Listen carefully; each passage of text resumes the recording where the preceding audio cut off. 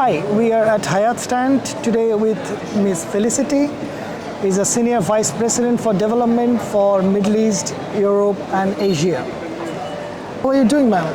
Very well. First time for me at this show, so I've been getting used to how the lay of the land is and some very interesting topics. And how is the show so far for you?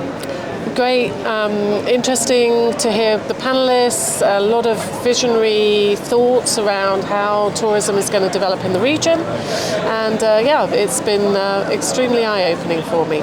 So what's the development happening back in Hyatt family for the last few years? So I've been concentrating on our growth in Western Europe for the last few years, where we've seen a huge expansion of our brands across the whole region. And now actually we're seeing a lot of growth in the Middle East, and particular obviously KSA and North Africa, and so we're really very much focused on how can we really push Hyatt's brands in this region, both from our leisure brands, some of the new brands that we purchased recently, and then some of our more traditional brands. Correct.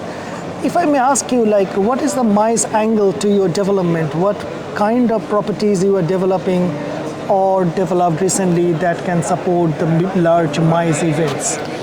So Hyatt has a great tradition with these large MICE hotels, and we have a very, very strong sales team, and our reputation is great for the MICE business.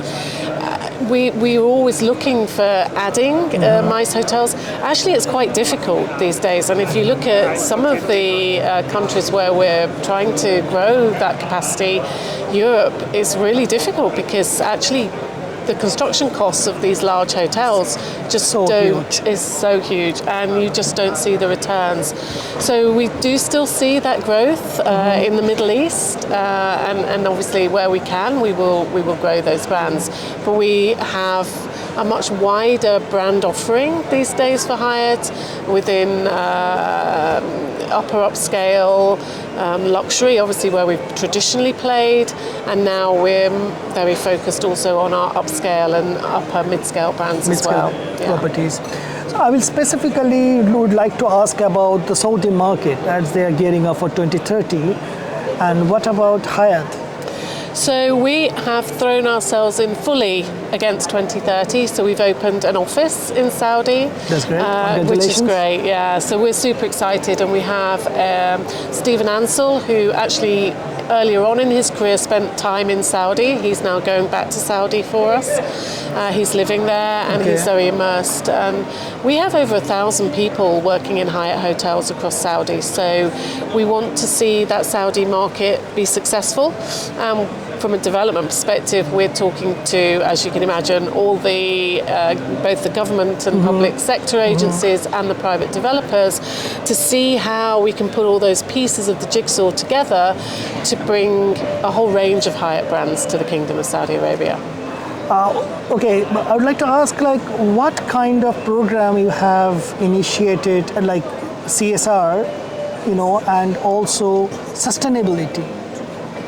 So one of the key things at Hyatt, and this has been our sort of mantra for years, is we care for people to be their best. And that resonates all the way through the organisation. We have a very strong focus on both diversity and really growing people within our business.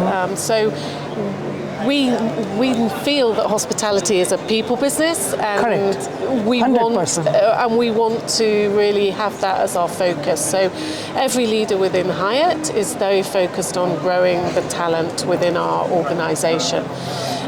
From a sustainability perspective, there is so much going on now, and technology is really helping us with that. And Stephen was on a panel here earlier and gave a great example that we actually have video cameras on our waste bins now, and we're starting to monitor and quantify how much waste food goes into the bins.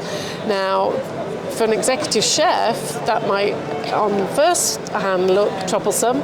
Eventually he realises that cuts through to his bottom line and his GOP margin, and he kind of is quite happy about that.